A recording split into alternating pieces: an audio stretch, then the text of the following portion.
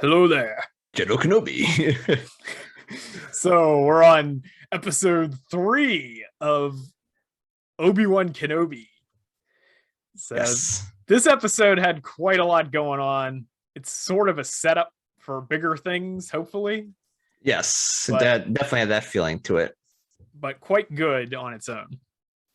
Mm-hmm.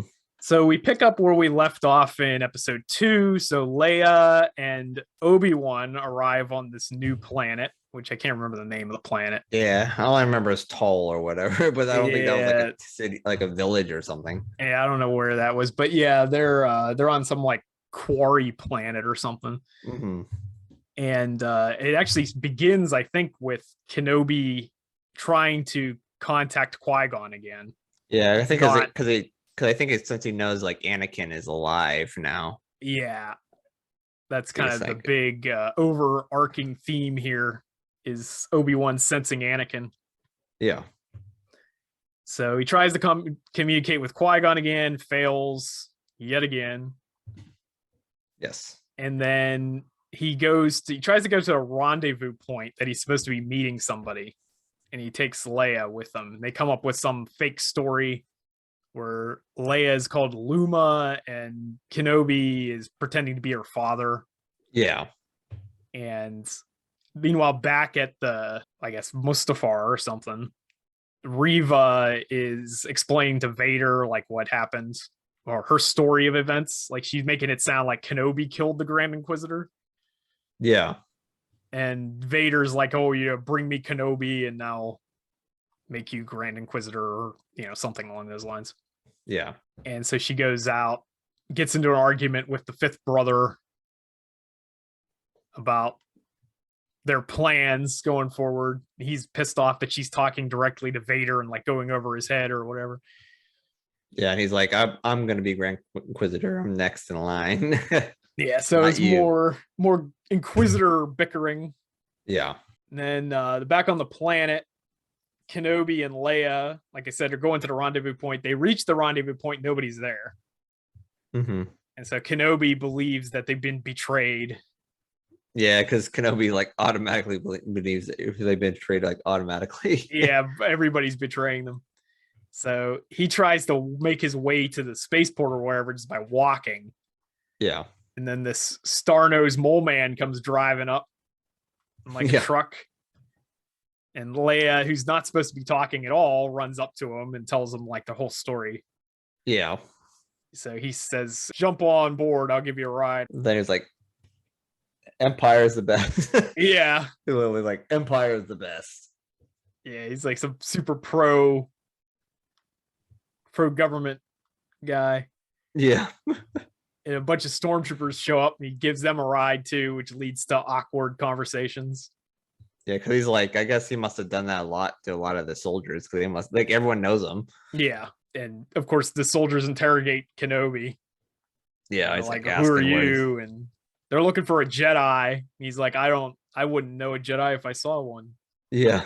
As he's wearing Jedi robes, basically. Yeah, I know. It's like everyone's wearing Jedi robes, and it's like, I'm not a Jedi, and he has like his lightsaber sticking out. Yeah. Like, I'm not a Jedi. I don't know what you're talking about. It's like, what's a Jedi? So, and then he screws up because he calls Leia instead of Luma. Yeah. And he's like, I get confused in my old age. Yeah, I get confused in my old age. He's like 40. Yeah. Pretty much. Leia covers for him. She kind of fixes the storyline. Says, yeah. And he's like, oh, Leia was her mother's name, and she just recently passed. So they're able to get out of it for a while. Yeah. Until they stop off at a checkpoint. And Imperial probe droid shows up because Reva sent out probe droids. Yeah.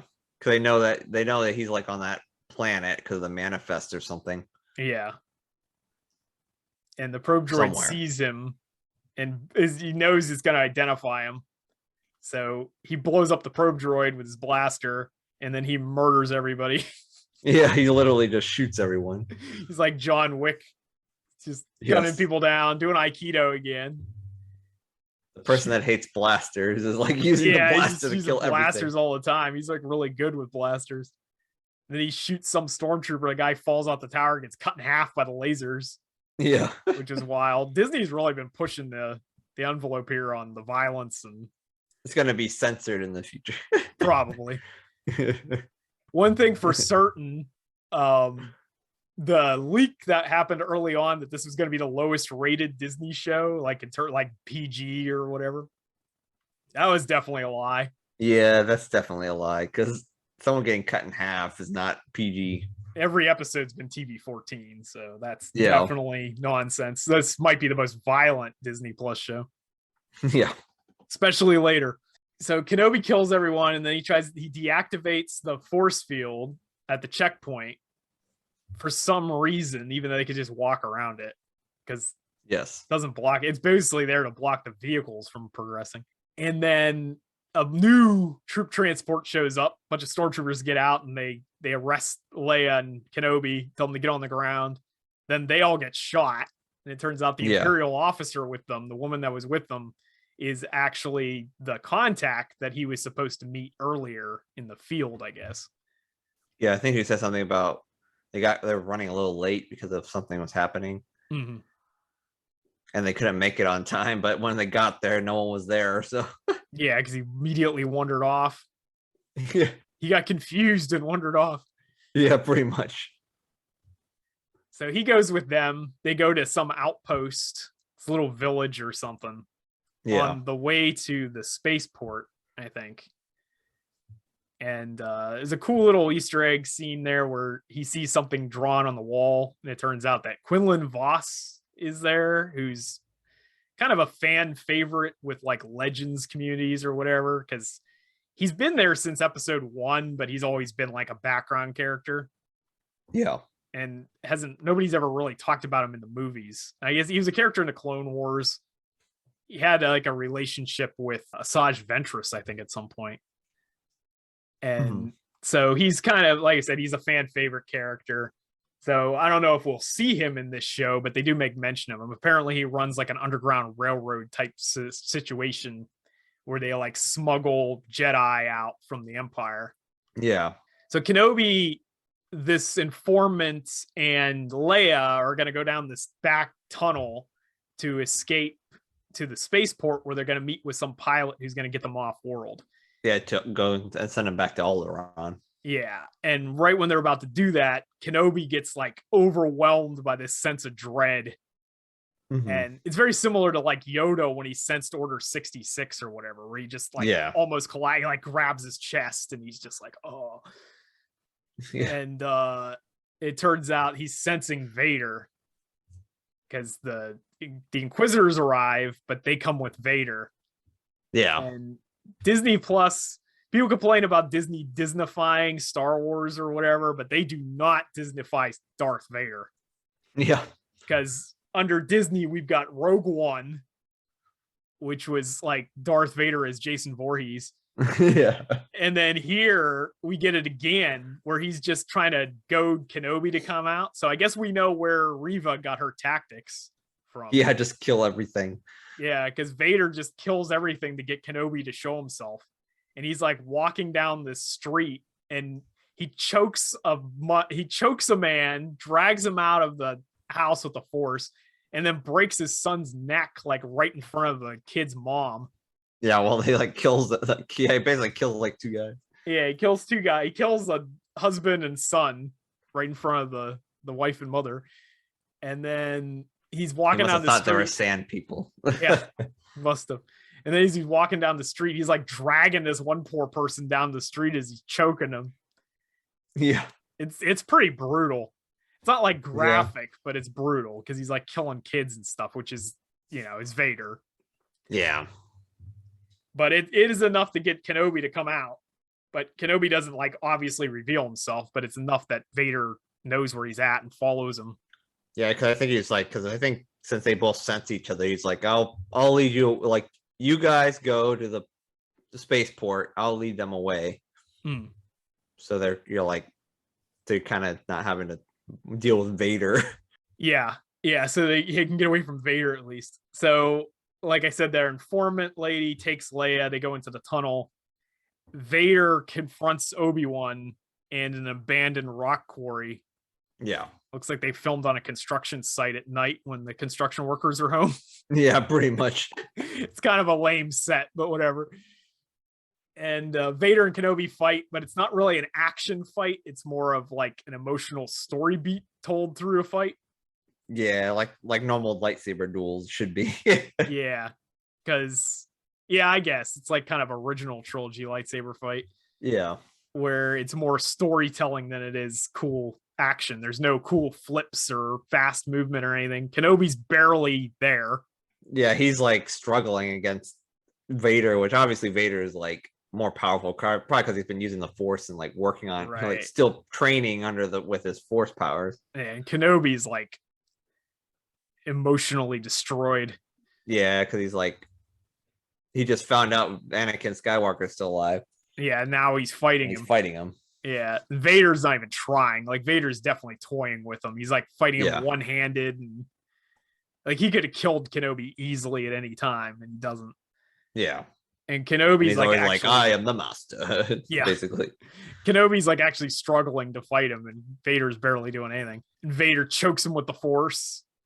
Yeah. And then like ignites this flame, knocks these like fuel barrels over or something, ignites them. Yeah. And he like drags Kenobi through the flames, so it's like burning him alive like he did to him. He's like you should have killed me when you had the chance. Yeah. This part's weird because the informant that's with Leia decides to go back to save Kenobi, which she does. Mm-hmm. But before she decides to go back, Reva discovers the tunnel. So like Reva's coming in, she's coming down the tunnel that they're in. The informant lady turns around and goes back. You think informant lady's going to run into Reva because Reva's coming down the tunnel and she's going the opposite direction. They should run into each other. But instead, informant lady gets out completely fine and finds Kenobi, while Leia gets to the end of the tunnel, opens the door, and finds Reva. Yeah, Reva already like killed the guy. Yeah, she killed the pilot, and now she's there. So like Reva teleport to the other side of the tunnel, or what? Yes. She used light speed to get to the other side. She ran right past both the informant and Leia. Yeah. Cool. Informant lady kills the stormtrooper that's about to subdue Kenobi. Yeah. And then she shoots the barrel thing, causes the explosion again. And then the loader droid or whatever they met earlier, we didn't talk about him, but he comes and he saves Kenobi. And then Vader just stands there for some reason. Yeah, he's just like staring at him through the fire. A lot of people complained about this because Vader just put out the fire with his Force like 2 minutes ago. Yeah. And now there's this new fire and he can't. It's a bigger flame. He can't put that one out. Or he can't just walk through it or do literally anything. But I guess he wants I guess he wants Obi-Wan to linger on the thoughts or whatever of what just happened. Yeah, I think he's more like kind of playing because he wants him to like suffer as much. So yeah. He's like, I know you could I could just kill you right now, right? Yeah. Yeah, it was like very obvious. I think it's probably the fear, or probably to keep the fear. He's like, I'm gonna find you again and just destroy you. Yeah, it's like a cat playing with a mouse or something. Yeah, like, I think that might be the way they're actually thinking of it. He didn't like say anything. He was just like staring at him like, I could just kill you right now if I wanted to. Right. Yeah, but overall, I thought it was a really good episode. Assuming it leads to more, which we have 3 more episodes. Yeah, that's the only thing. Is like with it being such a short season, it's got to be leading to something pretty big. Yeah. So rating wise, I would give this one an 8 out of 10. I don't know what you would give it, but I'll say 7. I'd probably say 7. 7. Okay. Yeah, I think so far all the episodes are 7s. Well, for you. And this one, I rated this one a little bit higher because I think because of Vader and all that kind of stuff. Yeah. But it's not, it still feels like more setup. Yeah, I do agree with that. Like it all, like we said in the first video, the rating on this series as a whole is definitely going to depend on what the payoff for all this is. Yeah. So like that's the big thing. Yeah, because it's definitely they definitely feel like it's setting up for something big. There has to be a big thing. The rumors, which almost certainly have to be true, is that there were going to be 2 fights between Vader and Kenobi. Mm-hmm. This can't be the last fight that they were ever in, because that would be pretty bad. No sense if this is the fight, because Vader in New Hope is like, when we last met, I was but a learner. Now I am the master. And it's like, okay, but you completely wrecked Kenobi in that fight, so there's no way that he would say that. Yeah, no. So Kenobi's gonna have to like really destroy Vader in the rematch for him to say that. Yeah, I'm sure you'll probably, once he gets like contacts Qui-Gon or something, maybe it might make him be like, give him the strength to actually fight Vader for once. Right. Yeah, so that's basically it for this episode, but I wanted to talk a little bit about like conjecture and what you think is going to happen with the show. So we're talking about Qui-Gon. I think Qui-Gon definitely is going to show up at some point, at least his voice. Yeah, I think he's going to be there. He's probably going to like talk to him, maybe give him some guidance or something. Yeah, I think that might be what snaps him out of it. Yeah, because right now it seems like Obi-Wan is still kind of like reserved, I guess you can say. Well, yeah. And well, one thing, he was burned really bad, and he doesn't seem to be burned in A New Hope. Yeah. So I'm guessing they're going to put him in a back-to-tank. Mm-hmm. And you know what back-to-tanks are good for after watching Boba Fett? That's when you get flashback Exposition City. Oh, there you go. So, and the rumor was that we were going to see like Clone Wars in live action in this show. Oh, there you go. I wonder if that'll be episode 4, if it happens. Yeah. Because they were talking about possibly like de-aged Anakin and like his Clone Wars outfit, and Kenobi in the clone armor and stuff like in the show. Yeah. And I wonder if we get like some backstory and some scenes of camaraderie between Anakin and Obi-Wan, because that's sorely lacking in live action. Yeah. Most of the friend moments are from the cartoon. Yeah. Because they don't get a whole lot of that in live action. They mostly just like argue with each other and stuff in live action. Like they didn't come off as like really close friends that much. Yeah. So I'd like to see more of that. I'd see flashbacks of things we haven't seen instead of just literal flashbacks. So far, it's all been literal flashbacks of just clips from the movies. Mm-hmm. But I'd like to see some more stuff that we haven't seen. And de-aging Hayden Christensen shouldn't be that difficult, because he does basically look the same. Like he's definitely aged, but he hasn't like changed his physical appearance hasn't really altered that much. Yeah. Like he hasn't gained a bunch of weight or anything. So you could almost de-age him with just makeup effects, but probably do makeup and then overlay some CG or something over top of it to clean it up even more. And then Ewan barely looks any different than he did in Revenge of the Sith. So yeah, he's like slightly a little bit more wrinkles, but that's not much either. Like yeah. That's almost you could almost do that with makeup too. Yeah. So I could see them de-aging, and I think you might see that, because what's the point of bringing Hayden back? Yeah, because you barely see him. You see him. He's in a mask. Yeah, he's in a mask. You see him when he's all burned and has like all the prosthetics and stuff on. You see him once in this episode, because I think Kenobi has like an hallucination where he sees him standing off in the distance or something. Mm-hmm. Because that's who that guy was in the robes or whatever that was looking at him and Leia, is Anakin. Oh, okay. But it's obviously a hallucination, because he looks away and then looks back and the guy's gone. And I don't think Anakin can walk around outside his suit. So no. So apart from that kind of stuff, you probably would want to do flashbacks with Hayden, because you think you'd want to show him if you're going to bring him back. Some of the interviews and stuff, they're together all the time. So yeah. Right. So yeah, I'm definitely curious, but 4 and 5, 4 I think is going to be mostly just getting Obi-Wan back, getting his groove back. Yeah.